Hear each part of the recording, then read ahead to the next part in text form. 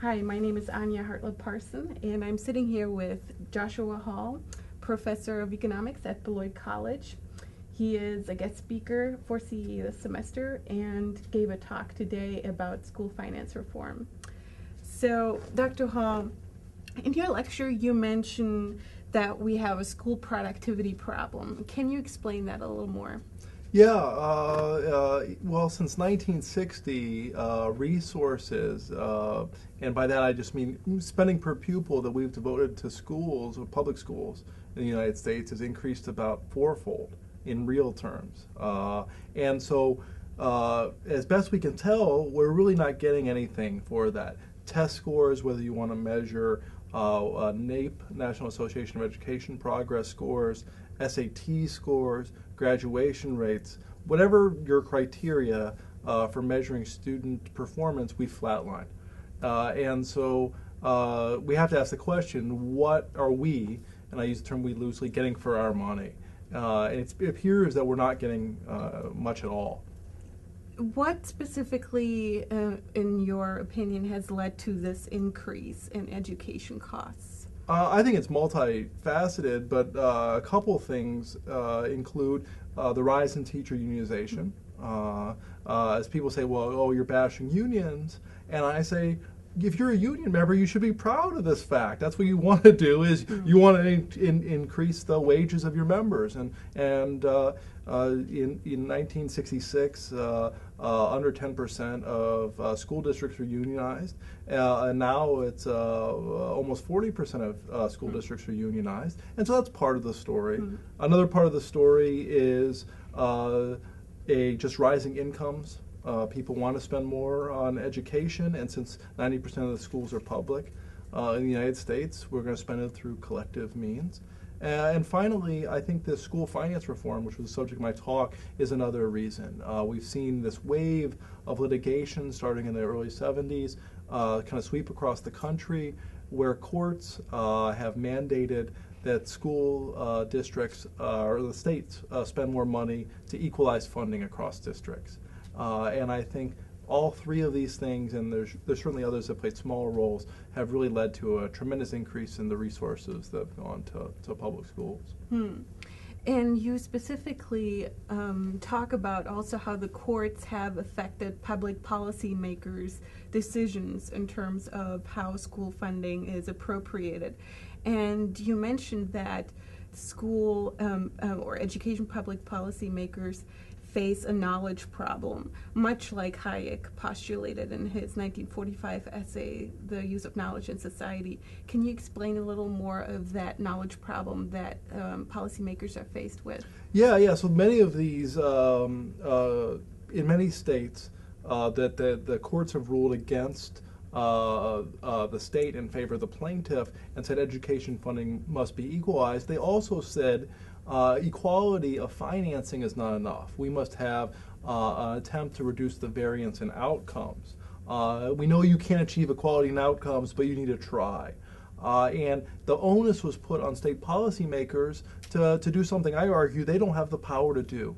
If we look at studies on educational productivity, the bottom line is we have no idea in the aggregate how to increase school performance. And so state policymakers were given a mandate that they couldn't do anything with. The knowledge about how to improve student performance lies in the minds, first and foremost, of their families. And families know whether a particular teacher, whether a particular program is doing better for their child or not. Now, we seem uncomfortable in this country of giving parents the power to do a lot of choosing, besides maybe which house they buy, but we're uncomfortable with other forms of choice. But the state courts, Supreme Courts, were even less reluctant to give power to local school districts to make choices about where to put dollars. Do we put them in more highly qualified teachers? Do we put them in lower some class sizes? The court said no. This productivity problem has to be fixed by the states, and so I think this has led to a real centralization of power in state policymaker hands, and much to the detriment of students and I think the working conditions of teachers. If you talk to most teachers, they'll say, "Oh, it's been terrible. We have these tests, high stakes testing, and part of that's grousing just about being held accountable, but I think it's also grousing about being held accountable in different ways. I don't think anyone grouses about being held accountable to parents. You grouse about being held accountable to what you think is an unfair standard by somebody who's down in the state capitol and really doesn't know what goes on in your classroom."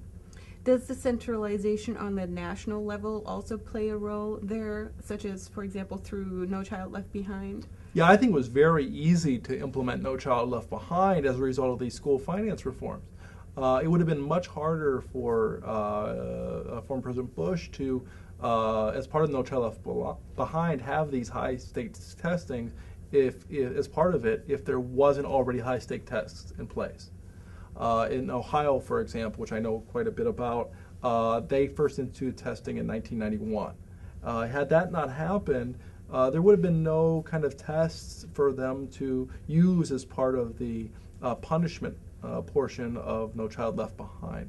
And so I think had that wave of kind of lawsuits and then the concomitant testing not happened, No Child Left Behind would have looked much different because it would have seen it's too much of a power grab.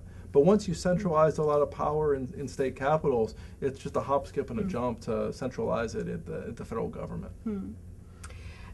Well, despite the somewhat gloomy outlook, you do seem optimistic as far as the future of education in the states. Can you explain a little more of the reasons that led you to that final conclusion? Yeah, and there's several, and some which I talked about in the talk, and some other reasons. First and foremost is if we look, we're fortunate that we have a high base to start from. We have a lot of education kind of built up. We have a good stock of education, would be one way to put it. And so we don't need to fix things right away. Second of all is we have a fantastic, albeit with problems, higher education system. And we have tons of learning on the job. In fact, if you look at, for example, some assessments of literacy, the U.S. is bottom among OECD countries when students are tested between 16 and 17 years of age. When we go back and test those same students between 26 and 30, the U.S. moves from bottom among the 16 countries that take this test to the middle of the pack. And that's a prime example of the quality of our higher education system as well as kind of learning on the job. And so as long as the rest of our economy is doing fairly well, I think it'll be less of the school productivity problem will be less of a problem.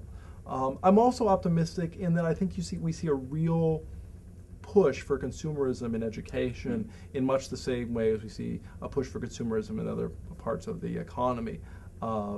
Between charter schools, homeschooling, vouchers, tax credits for education, I think parents are crafting solutions. They're taking education into their own hands. Sometimes that's not leaving the public school, but it's buying an add-on like Sylvan Learning.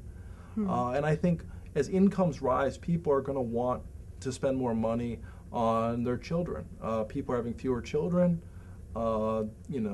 Some people might decry parents, helicopter parents being too involved, but I think one of the positives of that is parents are going to want to have more of a say and not just sending them off to whatever attendance zone they happen to be in, but actively taking a role in choosing the school and changing if they don't think things are going well. And I think that's going to lead to greater choice and competition in education. And so the optimist in me thinks in 50 years, the status quo is not going to be the case. Now that might end up being because we see further centralization, but I tend to think that people aren't going to stand for that, and we're going to see a lot of decentralization as some people begin to opt out of the current system. Well, I want to thank you for a very thought-stimulating and interesting talk. Thank you for watching, and we'll see you next time.